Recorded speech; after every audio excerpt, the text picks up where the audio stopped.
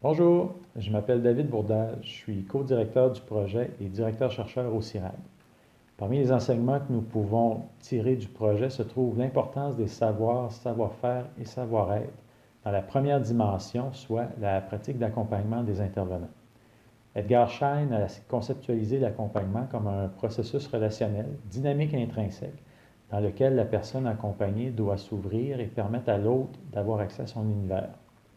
En d'autres termes, l'accompagnement, c'est une relation entre deux personnes qui doit être basée sur la confiance, le respect et l'entraide. L'accompagnateur doit savoir quand partager son expérience et son expertise et apprendre à moins parler, être à l'écoute de l'autre pour bien le comprendre et le soutenir. L'équipe de projet a su développer son accompagnement dans une intention claire de créer une relation partenariale avec le groupe de femmes.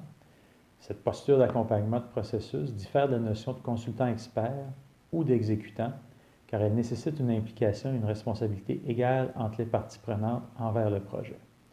C'est dans cette optique que nous avons réalisé des interventions conscientes, sans nous substituer au rôle des autres acteurs et qui respectaient le rythme de chacun.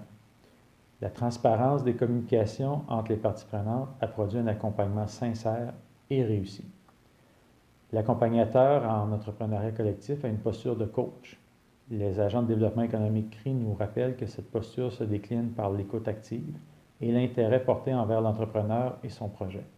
On le voit également dans la façon dont l'accompagnateur facilite des processus empreints d'ouverture et d'humilité et dans son habileté à poser des questions ouvertes. Prochaine vidéo, l'entrepreneuriat avec Marlène.